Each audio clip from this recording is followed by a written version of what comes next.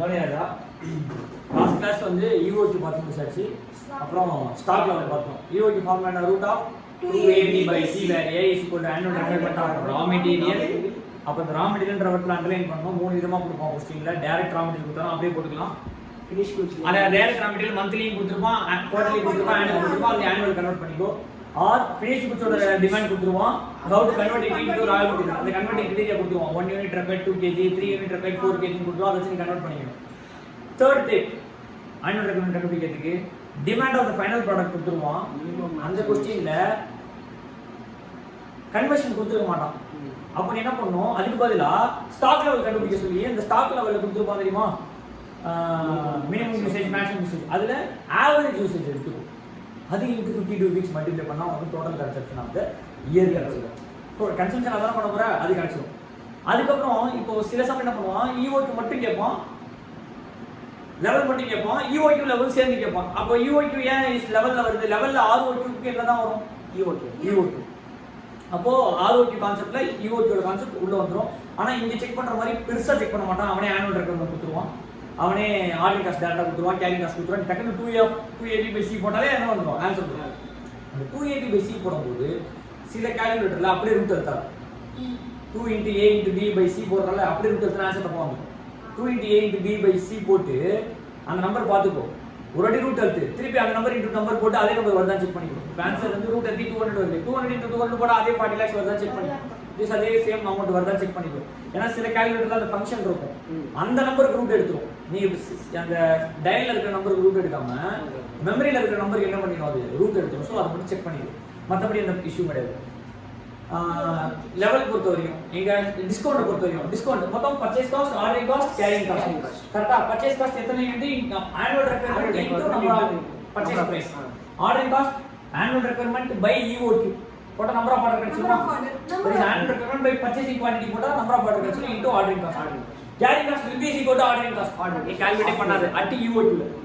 அப்ப carrying cost is equal to எப்படி கண்டுபிடிக்கணும்னா, மேல எத்தனை ஈஓக்கு லெவல் அந்த quantity by 2 into purchase price into carrying cost percentage. Carrying cost percentage ஏன் பை 2 போடுறோம், ஆவரேஜ். அங்க டிஸ்கவுண்ட் அட் கேக்குறோம். டிஸ்கவுண்ட் அட் கன்ஃபார்ம் நம்ம யூனிட்டோட அதிகமா இருக்கும் கம்மியா இருக்கும். நிறைய பர்ச்சேஸ் பண்ணா டிஸ்கவுண்ட் கொடுப்பாங்க, கம்மியா பர்ச்சேஸ் பண்ணா டிஸ்கவுண்ட் கொடுப்பாங்க. நிறைய பர்ச்சேஸ் பண்ணா அப்ப 200 யூனிட்ஸ்னா 4000 யூனிட்ஸ் வாங்குன்னு சொல்லுவோம். அப்ப 4000 யூனிட் அதே சேம் பிசி, ஆனா பர்ச்சேசிங் யூனிட்ஸ் கரெக்ட்டா இருக்கும். ஆனுவல் ரெக்யர்மென்ட் தான், ஆனா பர்ச்சேஸ் பிரைஸ் மாறும். Ordering cost annual requirement by எத்தனை யூனிட்ஸ் புதுசா பர்ச்சேஸ் பண்ண சொல்றோம் அது போட்டா ஆர்டர் இறங்கினா ஏறும், இறங்கிடும். ஏன்னா நிறைய வாங்க சொன்னா ஆர்டர் என்ன ஆயிடும், ஆர்டரிங் காஸ்ட் என்ன ஆயிடும், கம்மி ஆயிடும். அப்போ 40000 யூனிட் டிவைடட் பை 10000 போட்டா 4 ஆர்டர் வரும். இங்க 40000 டிவைடட் பை 200 போட்டா 20 ஆர்டர் வரும். அப்ப இங்க 20 ஆர்டர் இங்க எத்தனை order, 4 order. 4 into ordering cost is equal to ordering cost வரும். கேரிங் காஸ்ட் ரெண்டு ஈக்குவலா இருக்காது, ஏன்னா ஈஓக்கு கிடையாது. அப்ப என்ன பண்ண நேரத்துல எத்தனை units, 10000 units, 10000 by 2 into purchase price into carrying cost percentage போட்டு டோட்டல் காஸ்ட் கண்டுபிடி. இந்த காஸ்ட்க்கு இந்த காஸ்ட் இது கம்மியா இருக்கு சார், அப்ப டிஸ்கவுண்ட் எடுத்து ஆஃப் பண்ணிக்கோ. இது கம்மியா இருக்கு சார், அப்ப ஈஓக்கு மெயின்டைன் பண்ணி. இதான் கான்செப்ட். அடுத்து பார்த்தது ஸ்டாக் அவுட்னு ஒரு கான்செப்ட். என்ன கான்செப்ட், ஸ்டாக் அவுட். இதுக்கு நடுவுல ஸ்டோர் லெவல் இருக்கா, ஸ்டோர் லெவல்ல ஸ்டோர்ல அந்த இதுக்கு stock level. Stock level first ROI maximum into maximum. Formula வந்து மனப்பாடமே பண்ண கூடாது. ROI என்ன கான்செப்ட், மேக்ஸிமமா கன்சியூம் பண்ணாலும் லாஸ்ட் டே டெலிவரி எடுத்தாலும் production maximum into maximum. Minimum ROI ல இருந்து கீழ இருக்கு, மேக்ஸிமம் ROI ல இருந்து மேல இருக்கு. கீழ வரணும்னா என்ன பண்ணனும், ROI மைனஸ் ROL மைனஸ் கீழ வரதுக்கு என்ன பண்ணனும், ROL மைனஸ் என்ன, ஆவரேஜ் இன்டு ஆவரேஜ். என்ன லெவல், மினிமம் லெவல். மேல போறதுக்கு ROL plus ROQ minus minimum minimum. ROI plus ROQ வச்சா என்ன ஆகும், ROI பிளஸ் ROQ மைனஸ் போட்டா என்ன ஆகும், ROI பிளஸ் ROQ மட்டும் வச்சா கேரிங் காஸ்ட் அதிகமா இருக்கும். அத குறைக்கிறதுக்கு ஆனா ரொம்ப குறைச்சிட்டா இடம் பிளேஸ் பத்தாம போய்டும். அதனால ரொம்ப குறைக்காம மினிமமா குறைச்சிக்கிற, ரொம்ப வைக்காம ROI பிளஸ் ROQ வச்சா நிறைய லெவல் வந்துரும். அதுக்கு என்ன காஸ்ட் இன்கர் ஆக ஆரம்பிச்சிரும், கேரிங் காஸ்ட் இன்கர் ஆகும். அதுக்கு பதிலா கரெக்டானதா தேவை. அப்ப என்ன பண்ற, ROI பிளஸ் ROQ வைக்கல, கொஞ்சம் மைனஸ் பண்ற. கொஞ்சம்ன்றத ஆவரேஜ் மைனஸ் பண்ணிட கூடாது, மேக்ஸிமம் மைனஸ் பண்ணிட கூடாது, எந்த மைனஸ் பண்ணணும். மினிமம் இதுக்கு நான் கால்குலேஷன் வொர்க் அவுட் பண்ணி காமிச்சேன். மேக்ஸிமம் போட்டா என்ன ஆகும், ஆவரேஜ் போட்டா என்ன ஆகும், மினிமம் போட்டா என்ன ஆகும், வெறும் ROI பிளஸ் ROQ போட்டா என்ன ஆகும், மேக்ஸிமம் லெவல் டிஃபரன்ஷியேட் பண்ணி காமிச்சேன். அடுத்து average is nothing but maximum plus minimum by 2. அடுத்து average minimum formula minimum plus 1/2 ROQ 1/2 ROQ. அடுத்து danger level average usage or minimum usage into emergency purchase. அடுத்த safety stock minimum into. இப்போ நம்ம பார்க்க போறது ஸ்டாக் அவுட்னு ஒரு கான்செப்ட். என்ன concept? Stock out is nothing but there is no safety stock. Stock அவுட்னா என்னது? no safety stock. Safety stock இல்ல, ஸ்டாக் இல்லாம போயிடுச்சு, பத்தாம போயிடுச்சு ஸ்டாக். இப்போ டக்குனு சேல் பண்ணனும், ஸ்டாக் இல்ல, ப்ரொடக்ஷன் கொடுக்கணும், ஸ்டாக் இல்லாம போயிடுச்சு. இந்த கான்செப்ட் தான் என்ன காட்டுது? Stock out. Stock out avoid பண்றதுக்கு நம்ம என்ன வாங்கி வச்சுக்கணும்? சேஃப்டி ஸ்டாக் வாங்கி வச்சுக்கணும். ஸ்டாக் அவுட் அவாய்ட் பண்றதுக்கு நம்ம என்ன வாங்கி வச்சுக்கணும்? எவ்வளவு சேஃப்டி ஸ்டாக் வாங்கி வச்சுக்கணும்? சேஃப்டி ஸ்டாக் நிறைய வச்சிருந்தீங்கன்னு வச்சுக்கோங்க, அது வாங்கி வைக்கிற காஸ்ட் அதிகமாக அடிச்சுட்டு போயிடும். அது அளவுக்கு நம்மளுக்கு அதுல இருந்து பெனிஃபிட் வருமானு சொல்ல முடியாது. இப்போ என்ன பண்ணிட்ட 100 யூனிட் வந்து சேஃப்டி ஸ்டாக் வாங்கி வச்சிருக்க, உனக்கு மேக்ஸிமம் 50 யூனிட் தான் இல்லாமே போயிருக்கு. மேக்ஸிமம் எத்தனை யூனிட் தான் இல்லாம இருக்கு? 50 யூனிட். அதுவும் 10% தான். மேக்ஸிமம் 30 யூனிட் தான், 60% இல்லாம போயிருக்கு. அப்போ ப்ராபபிலிட்டி எப்படி பார்த்தீங்கன்னா 10 யூனிட் இல்ல 50 யூனிட் இல்லாம போனது 10% தான். அந்த இடத்துல போயிட்டு 100 யூனிட் நீ ஸ்டாக் வைக்கலாமா? யோசிச்சு பாரு.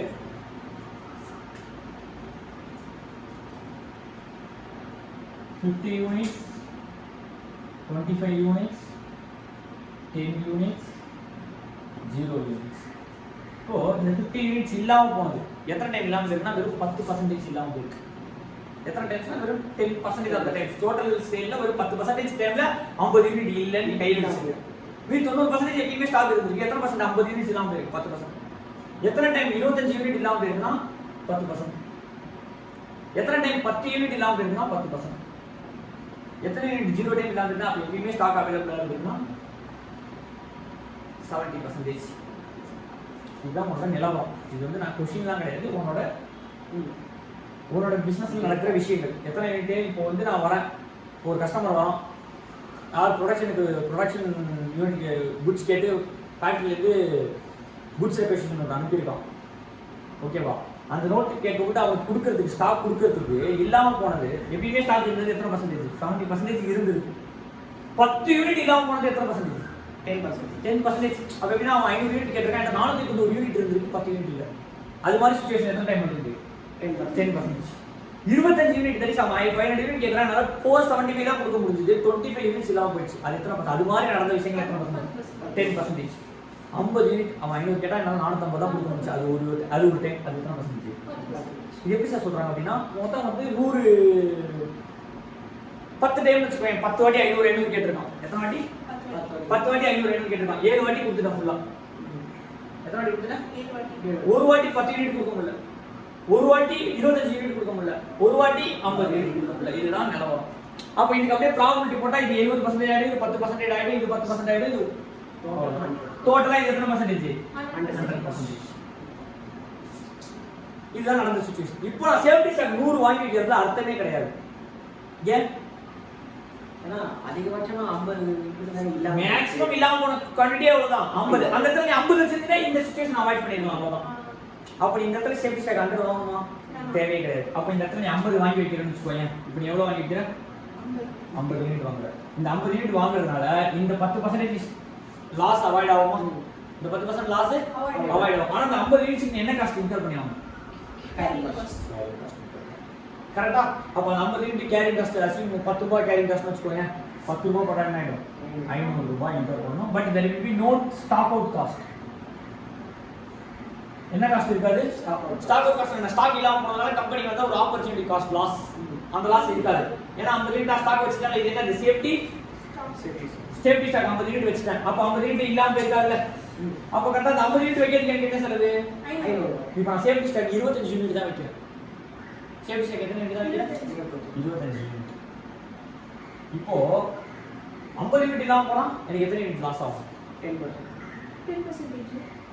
50 யூனிட் இல்லாம போனா இப்போ நல்லா யோசிச்சு பாரு. நான் 25 யூனிட் தான் ஸ்டாக் வச்சிருக்கேன். எத்தனை யூனிட் தான் ஸ்டாக் வச்சிருக்கேன்? 25. இப்போ திடீர்னு பார்த்து எனக்கு 500 ஆர்டர் வருது. என்கிட்ட 450 தான் இருக்கு. சேஃப்டி ஸ்டாக் எத்தனை வச்சிருக்கேன்? 25. இப்போ என்னால எவ்வளவு தான் சப்ளை பண்ண முடியும்? 475 தான் சப்ளை பண்ண முடியும். இப்போ என்கிட்ட ஆல்ரெடி 475 இருக்குன்னு வச்சுக்கோ ஸ்டாக். இந்த 25 சேர்த்து சேஃப்டி ஸ்டாக் கொடுத்து 500 சப்ளை பண்ணிடலாம். ஆனா என்கிட்ட இருக்கிறது எவ்வளவு சேஃப்டி ஸ்டாக் இருக்கு? 425 தான் இருக்கு. இப்போ என்கிட்ட ஸ்டாக் 450 இருக்கலாம், கரெக்டா? 475 இருக்கலாம். இப்போ என்கிட்ட 450 தான் ஸ்டாக் இருக்கு. 25 ஆட் ஆனா எவ்வளவு ஆச்சு? 475. ஆனா ஆர்டர் வந்தது 500. அப்ப என்னால எவ்வளவு கொடுக்க முடியாம போயிடும் 25. இப்போ என்கிட்ட 475 இருக்கு, 25 தான் கொடுத்துருவேன். 450 தான் இருக்கு, அப்பயும் 25 சேர்த்து கொடுத்துருவேன். அப்போ 25 கொடுக்காம முடியாததுக்கான பாசிபிலிட்டி இருக்கும். இந்த இடத்துல 10 கொடுத்துருவேன், ஏன்னா என்கிட்ட எவ்வளவு சர்வீஸ் இருக்கு 25. அப்ப இந்த இடத்துல லாஸ் வராது, இந்த இடத்துல லாஸ் வராது, இந்த இடத்துல லாஸ் வராது. நான் 25 யூனிட் சேஃப்டி ஸ்டாக் வச்சிருக்கும் போது எனக்கு எத்தனை யூனிட் லாஸ் வரும்? 25 யூனிட் லாஸ். அப்ப 25 யூனிட்டுக்கு ஸ்டாக் அவுட் காஸ்ட் எவ்வளவுன்னு போடுவோம். 25 யூனிட்டுக்கு ஸ்டாக் அவுட் பிளஸ் 25 யூனிட் நான் இங்க ஸ்டாக் வச்சிருக்கேன்ல, அந்த யூனிட்டுக்கு கேரிங் காஸ்ட். இப்போ நான் 10 யூனிட் தான் லாஸ் வச்சிருக்கேன். எத்தனை யூனிட் தான் வச்சிருக்கேன்? சேஃப்டி ஸ்டாக்ல 10 தான் வச்சிருக்கேன். அப்ப நான் 50 யூனிட் வச்சும்போது 40 யூனிட் இல்லாம போகும். 50 யூனிட் ஸ்டாக் அவுட் ஆகும்போது நான் 10 கொடுத்துருவேன். இதுல இருந்து எத்தனை யூனிட் இல்லாம போகும்? 40. 25 யூனிட் ஸ்டாக் அவுட் ஆகும்போது நான் 10 யூனிட் கொடுத்துருவேன். எத்தனை இல்லாம போயிடும்? 15. 10 யூனிட் ஸ்டாக் அவுட் ஆகும்போது 10 யூனிட் எடுத்து கொடுத்துருவோம். அப்ப 0. அப்ப இந்த இடத்துல 40 யூனிட்டுக்கான கேரிங் காஸ்ட் சாரி 40 யூனிட்டுக்கான ஸ்டாக் அவுட் காஸ்ட். இங்க 15 யூனிட்டுக்கான ஸ்டாக் அவுட் காஸ்ட், 10 யூனிட்டுக்கான கேரிங் காஸ்ட். அப்ப இந்த இடத்துல ரெண்டு காஸ்ட் ஆட் பண்ணுவோம். இங்க 25 யூனிட் வச்சிருக்கியா, 25 யூனிட்டுக்கான கேரிங் காஸ்ட், 25 யூனிட்டுக்கான இங்க 50 யூனிட்டுக்கான கேரிங் காஸ்ட், 50 யூனிட்டுக்கான ஸ்டாக் அவுட் காஸ்ட். ஏன்னா 50 யூனிட் வச்சா ஸ்டாக் அவுட் இருக்காது. இப்போ நான் வெறும் 0 யூனிட் தான் வச்சிருக்கேன்னு வச்சுக்கோ, கேரிங் காஸ்ட் இருக்காது, ஆனா ஸ்டாக் அவுட் காஸ்ட் வரும். கேரிங் காஸ்ட் இருக்காது, என்ன வரும்? Stock out cost. இப்போ ஸ்டாக் அவுட் காஸ்ட் வந்து எக்ஸாம் ஆப்ளிஸ் 100 ரூபீஸ் வச்சுக்கோ. இங்க எத்தனை யூனிட் ஸ்டாக் அவுட் ஆகும்? 40. 40 into 100 எவ்வளவு லாஸ்? தப்பு. 4000 நடக்கிறதுக்கான பாசிபிலிட்டி எத்தனை பர்சன்ட்? 10%. அப்போ 100 400. ஏன்னா எப்பயுமே நடக்கிறது இல்ல, மேக்ஸிமம் பாசிபிலிட்டி எத்தனை பர்சன்ட் தான்? 10%. இப்போ இது இல்லாம போட்டு 15 யூனிட் இல்லாம போறதுக்கான பாசிபிலிட்டி 15 யூனிட் இல்லாம போச்சுன்னா 15 யூனிட் into 1000 100 ரூபீஸ் 1500 லாஸ். ஆனா அதோட ப்ராபிலிட்டி எத்தனை பர்சன்ட் தான்? 10% தான். அப்போ இதுல இருந்து என்ன கான்செப்ட் அண்டர்ஸ்டாண்ட் பண்ணிக்கலாம்னா, இது ஸ்டாக் அவுட் யூனிட்ஸ். இந்த ஸ்டாக் அவுட் நீ அவாய்ட் பண்றதுக்கு என்ன ஸ்டாக் வச்சுப்ப? சேஃப்டி ஸ்டாக் வச்சுப்ப. சேஃப்டி ஸ்டாக் வச்சினா ஸ்டாக் அவுட் காஸ்ட் அவாய்ட் பண்ணிடலாம். ஆனா உனக்கு சேஃப்டி ஸ்டாக் வைக்கிறதுக்கு கேரிங் காஸ்ட் தரும். சேஃப்டி ஸ்டாக் வாங்கி வைக்கல 50 யூனிட், அந்த 50 யூனிட்டுக்கு காசு முடக்கறல்ல, அந்த முடக்கிறதுக்கு வட்டி ஆப்பர்ச்சுனிட்டி காஸ்ட் போட்டுக்கோ, அது எனக்கு ஸ்டோர் பண்ணி வைக்கிறதுக்கு ஸ்டோரேஜ் காஸ்ட் போட்டுக்கோ, அந்த காஸ்ட் வரும். ஆனா உனக்கு எந்த காஸ்ட் அவாய்ட் ஆகும்? ஸ்டாக் இல்லாம போறதுக்கான லாஸ் அவாய்ட் ஆகாது. அப்போ இந்த மாதிரி ஒரு ஆப்பர்ச்சுனிட்டிலையும் 50 யூனிட் வச்சா பெஸ்டா, 25 யூனிட் வச்சா பெஸ்டா, 10 யூனிட் வச்சா பெஸ்டா, 0 யூனிட் வைக்காம விட்டா பெஸ்டா நீ கண்டுபிடிக்கணும். அப்போ ஏதோ ஒரு யூனிட்ல தான் அந்த காஸ்ட் மினிமமா இருக்கும், அந்த யூனிட் தான் நீ சேஃப்டி ஸ்டாக்கா வச்சுக்கணும். சரி எக்ஸாம்பிள் 50ல போட்டு பாக்குறேன், காஸ்ட் வந்து இந்த காஸ்ட் கிடையாதா? இந்த காஸ்ட் இருக்கா? 5000 வருது. 25ல போட்டு பாக்குறேன் 3750 வருது. இந்த இடத்துல போட்டு பாக்குறேன் 2750 வருது. ஸ்டாக்கே வைக்காம விட்டா 3000 வருது லாஸ். அப்ப எந்த இடத்துல மினிமம் காஸ்ட் இருக்கு? 2750. அப்ப 10 யூனிட்ஸ் என்ன வச்சா போதும்? சேஃப்டி ஸ்டாக் வை போதும். 50 யூனிட் வச்சினா ஸ்டாக் அவுட் காஸ்ட் குறையுது, அது மேல கேரிங் காஸ்ட். 25 வச்சினா ஸ்டாக் அவுட் காஸ்ட் கொஞ்சம் குறையுது, ஆனா ஈக்குவலா கொஞ்சம் தான் குறையுது stock out cost, carrying cost ஏறிடுது. 10 யூனிட் தான் ஸ்டாக் அவுட் காஸ்ட் குறையுது, கேரிங் காஸ்ட் லைட்டா தான் ஏறி இருக்கு. இதுதான் ஆப்டிமமா இருக்கு, அப்படி இதுதான் பெஸ்ட் அப்படின்னு சொல்றது. அங்க இருந்து ஆர்டரிங் காஸ்ட் கேரிங் காஸ்ட் பாக்குறோம். UO2 இங்க ரெண்டுத்துக்கு சேஃப்டி ஸ்டாக்கோட carrying cost or stock out cost ரெண்டுத்துக்கும் நம்ம என்ன போட போறோம்? ஆப்டிமம் பண்ணிடுறோம். அப்ப எந்த லெவல்ல ஆப்டிமம்? நீ எந்த யூனிட் வேணா 50 யூனிட் தான் வைக்கணும் அவசியம், 40 கூட வச்சு கால்குலேட் போடலாம். 40 யூனிட் வச்சா என்ன கூட கால்குலேஷன் போடலாம். 25 யூனிட் வச்சா என்ன கால்குலேஷன் போடலாம். 20 யூனிட் வச்சா என்ன கூட கால்குலேஷன் போடலாம். இப்போ 20 வச்சா என்ன சொல்லுது? 20 யூனிட் நான் ஸ்டாக் அவுட் சேஃப்டி ஸ்டாக் வச்சிருக்கேன். இப்போ 50 கேட்கும்போது எவ்வளவு ஸ்டாக் அவுட் ஆகும்? 30. இப்போ 50 ஸ்டாக் அவுட் ஆயிருக்கு. இப்போ எத்தனை ஸ்டாக் அவுட் ஆயிடுச்சு? 50 ஸ்டாக் அவுட். எந்த சேஃப்டி ஸ்டாக் எவ்வளவு இருக்கு? 20 எடுத்து கொடுத்துருவோம். அப்ப எவ்வளவு ஸ்டாக் அவுட்? 30. 20 தான் வச்சிருக்கேன். 25 ஸ்டாக் அவுட். ஸ்டாக் அவுட் ஏனா ஸ்டாக் இல்லாம ஒரிஜினல் ஸ்டாக்ல இருந்து எடுத்தா 25 இல்ல. என்கிட்ட எவ்வளவு கையில இருக்கு? 20. அப்ப எவ்வளவு லாஸ் ஆகும்? 5. இங்க 10 தானே இருக்கு, நான் என்கிட்ட 25 இருக்கு, 20 இருக்கு, 10 எடுத்து கொடுத்துருவேன். அப்ப இங்க நோ லாஸ், இங்க நோ ஸ்டாக் அவுட் காஸ்ட். ஆனா இந்த இடத்துல எல்லாத்துக்கும் எல்லா இடத்துலயும் எவ்வளவு காஸ்ட் வரும்? எந்த காஸ்ட் வரும்? கேரிங் காஸ்ட் வரும். இப்போ நான் 100 யூனிட் சேஃப்டி ஸ்டாக் வச்சிட்டேன்னு வெச்சுக்கோ, கன்ஃபார்ம் எந்த காஸ்ட் இருக்காது? ஸ்டாக் அவுட் காஸ்ட் இருக்காது, ஆனா கேரிங் காஸ்ட் ஏறிடும். 50 வச்சாலும் ஸ்டாக் அவுட் காஸ்ட் இருக்காது, ஆனா என்ன காஸ்ட் ஏறிடும்? கேரிங் காஸ்ட் உச்சத்துல இருக்கும். அப்ப எந்த யூனிட்ல வச்சா பெஸ்ட்னு நீ கண்டுபிடிக்கணும். அதான் வந்து வேலை. இப்போ புக்ல ஒரு சம்ஸ் நான் போட போறேன். இந்த சம் வந்து என்ன சொல்றது, நிறைய பேருக்கு இந்த கால்குலேஷன் எப்படி வந்ததுன்னே தெரியாது. புக்கில் இந்த சம் கொடுத்துருப்பான், ஆல்ரெடி அட்டம் படித்தவங்களா இருந்தோம். இந்த சம் எப்படி ஏன் இப்படி போட்டிருக்கான், இது என்ன கால்குலேஷனே புரியாமல் இருக்கும். நல்லா கவனி, ரொம்ப சிம்பிள் சம் தான். நம்ம இதை போட்டது தான் நம்ம அதிலே ஒர்க் அவுட் பண்ண போகிறோம். என்ன ஒரே வித்தியாசம், ஸ்டாக் அவுட் ஆயிடுச்சுன்னா என்ன ஆகும், ஸ்டாக் அவுட் காஸ்ட். அதை அவாய்ட் பண்ணுறதுக்கு நம்ம என்ன ஸ்டாக் வச்சுக்க போகிறோம், சேஃப்டி ஸ்டாக் வச்சா என்ன ஆகும், கேரிங் காஸ்ட் மெஷர் பண்ணோம். இப்போ ஸ்டாக் அவுட் ஆகுது என்ன, சேஃப்டி ஸ்டாக் வச்சா கேரிங் காஸ்ட் வருது. கேரிங் காஸ்ட் ஆக கூடாது, ஸ்டாக் வைக்காம அப்படின்னா ஸ்டாக் அவுட் காஸ்ட் வரும். அப்ப ரெண்டுத்துக்கும் நடுவுல நீ என்ன பண்ணிடணும், பேலன்ஸ் பண்ணி போடணும். அந்த ஆப்டிமம் கண்டுபிடிக்கிறது தான் இப்போ நம்மளோட ஒர்க். போடலாம் சம்ம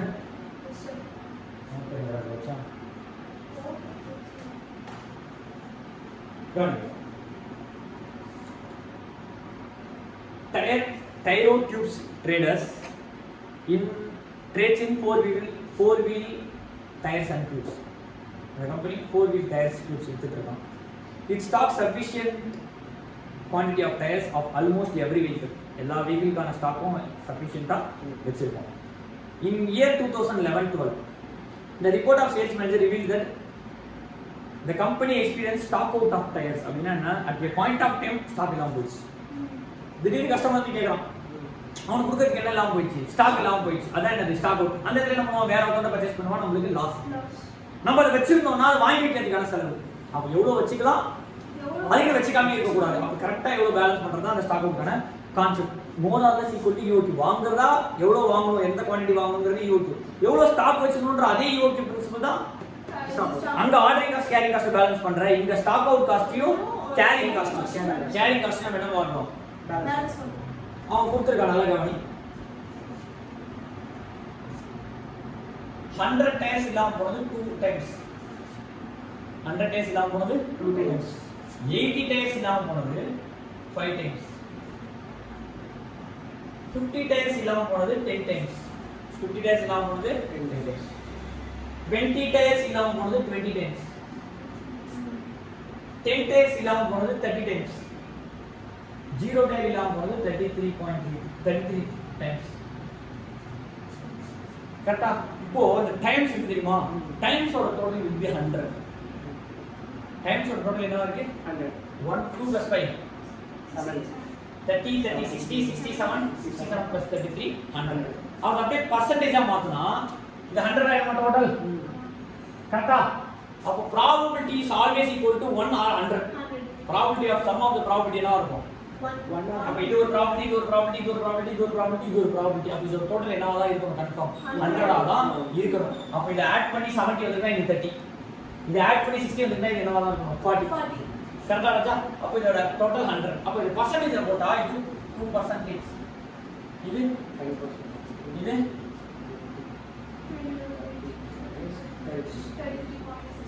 33%. இது கணக்கு போட்டு வச்சாச்சு, ஃபர்ஸ்ட் கொடுத்தோனே கணக்கு போட்டு வச்சாச்சு. இப்போ அவன் என்ன சொல்றான், 150 per unit stock out cost தான். stock out cost எவ்வளவு, 150 per unit. 150 per unit. ஒரு யூனிட் இல்லாம போச்சுனா 150 ரூபாய் லாஸ். Carrying cost 50 rupees. எவ்வளவு கேரிங் காஸ்ட் தான், 50. Determine the optimum safety stock level. Determine the optimum safety stock level. இப்போ சேஃப்டி ஸ்டாக் யோசிச்சு பாரு, எவ்வளவு சேஃப்டி ஸ்டாக் வைக்கணும்னா பிரச்சனையே 100 யூனிட் தான். பிரச்சனையே இப்போ நம்ம 300 யூனிட் சேஃப்டி ஸ்டாக் வச்சு பத்தி யோசிக்கலாமா, பிரச்சனையே இதுதான் 100 யூனிட் தான். எப்படி 100 யூனிட் இல்லாம போனது தான் மேக்ஸிமம் யூனிட் இல்லாம போயிருக்கு. இப்போ நான் 300 யூனிட் சேஃப்டி ஸ்டாக் வச்சு என்ன பண்ண போறேன், அப்போ மேக்ஸிமம் எவ்வளவு யூனிட் தான் சேஃப்டி ஸ்டாக் வச்சா வைக்கலாம், 100. இல்ல வைக்காம விட்டா 0. அப்போ நம்ம சேஃப்டி ஸ்டாக் இந்த क्वेश्चनல 100க்கும் 0க்கும் தான் ஃப்ளோ ஆக போகுது. இந்த டவுட் இல்ல.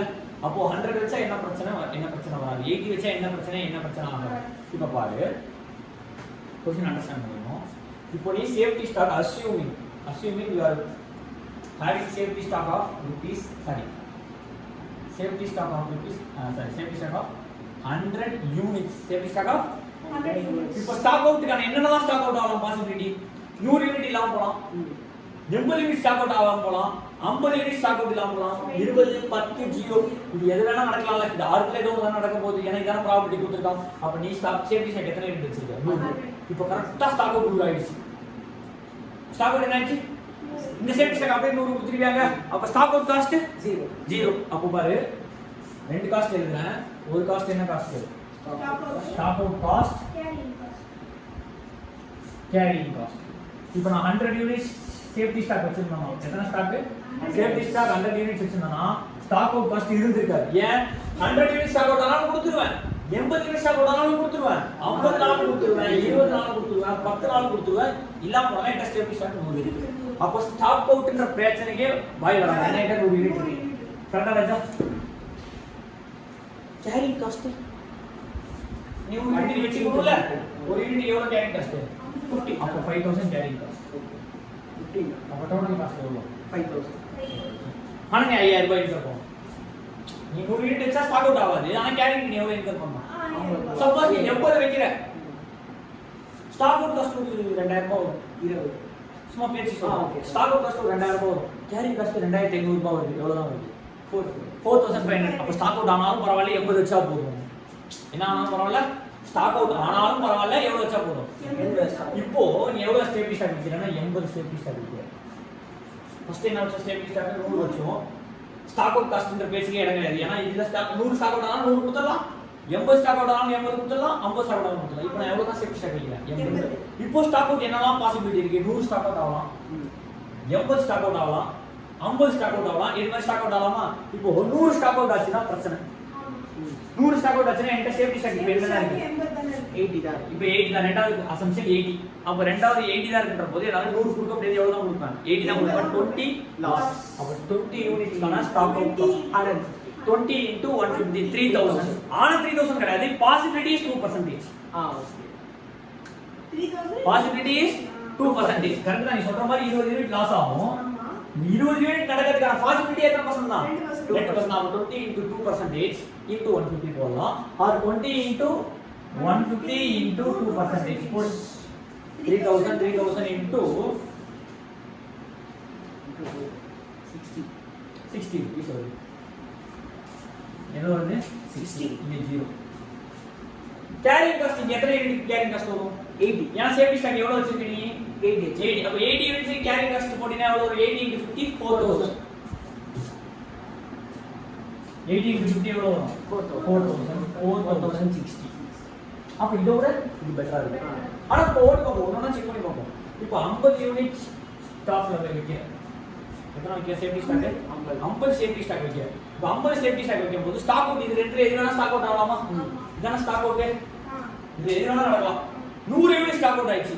என்கிட்ட எவ்வளவு தான் இருக்கு கையில? 50. அப்ப எவ்வளவு லாஸ்? 50. போடலாம். இப்போ 80 ஸ்டாக் அவுட் ஆயிடுச்சு. என்கிட்ட எவ்வளவு தான் சேஃப்டி ஸ்டாக் இருக்கு? 50. அப்ப 50 கொடுத்தா எவ்வளவு லாஸ் ஆயிடும்? 30. 50 ஸ்டாக் அவுட் ஆயிடுச்சு. என்கிட்ட எவ்வளவு இருக்கு? 50. 0. அப்ப இருக்கற அப்படியே கொடுத்துருவேன். ஸ்டாக் அவுட் காஸ்ட் இல்ல. 30 20 வந்துச்சுனா 10 வந்துச்சுனா கொடுத்தலாம் 0 வந்துரும். இப்போ 50 யூனிட் ஸ்டாக் அவுட் ஆச்சுனா இன்டு 150 ரூபாய் இன்டு 50 யூனிட் 2%. இது எப்போ? இது 50 யூனிட் எப்போ ஸ்டாக் அவுட் ஆகும்? 100 ஆகும். அதாவது எத்தனை பர்சன்ட் ப்ராபபிலிட்டி இருக்கு? 2%. அடுத்து பாரு. இந்த 30 எப்போ வரும்? இந்த 80 சிச்சுவேஷன்ல. அப்ப 80 நடக்கிறதுக்கு எத்தனை பர்சன்ட்? 5%. அப்ப 80 நடக்கிறது 5%, இந்த 30 நடக்கிறதும் அதே 5% தான். 30 into 150 into 5% போட்டா இது 600 அது 150. இது எவ்வளவு? 600. சொல்றானே போடு. 90. லக 50 into 150 யா 7500 into 2% போட்டா 150. 90. 30 into 150 யா into 5% போட்டா 30 into 150 into 5% போட்டா 225 plus 150.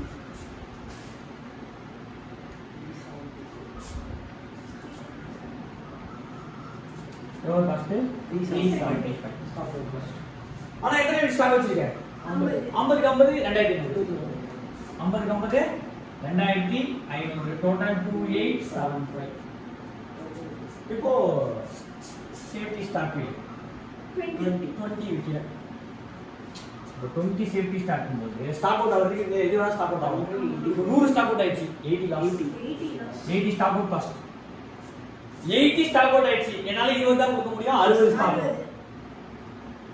50 ஸ்டாக் அவுட் ஆயிடுச்சு. எவ்வளவு ஸ்டாக் அவுட் ஆயிடுச்சு? 50. என்னால எவ்வளவு தான் கொடுக்க முடியும்? 20.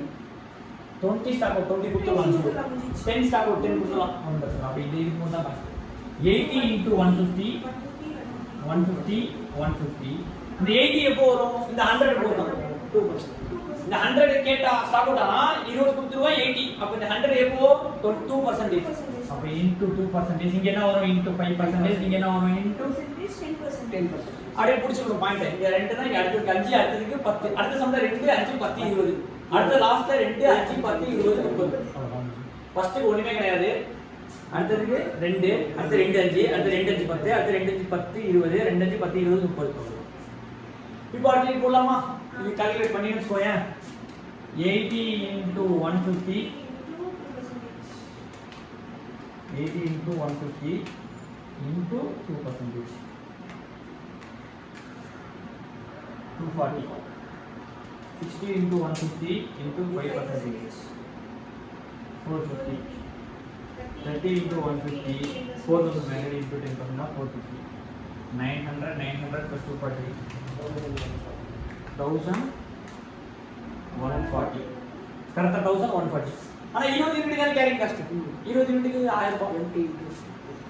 20 into யூனிட் கேரிங் காஸ்ட் எவ்வளவு? 50. 1000 ரூபாய். அப்ப 2000 இது பெட்டரா இருக்கு. அதோட பெட்டர். அப்ப 20 யூனிட் எக்ஸ்ட்ரா போதும். 10 வச்சு பாப்போம். அதோட பெட்டரா ஆச்சுனா 10.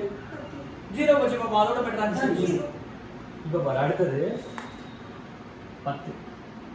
இப்போ எத்தனை சேஃப்டி ஸ்டாக் வச்சிருக்கா? 10. 100 வந்துச்சுன்னு வச்சுக்கோ. 90 லாஸ். 80 வந்துச்சுனா உன்னால 10 தான் கொடுக்க முடியும். சேஃப்டி ஸ்டாக் நீ எவ்வளவு வச்சிருக்க? 10 தான் வச்சிருக்க. 100 வந்துச்சுனா 90 10 கொடுத்துருவ 90 லாஸ். 80 வந்துச்சுனா 10 கொடுத்துருவ 70 லாஸ்.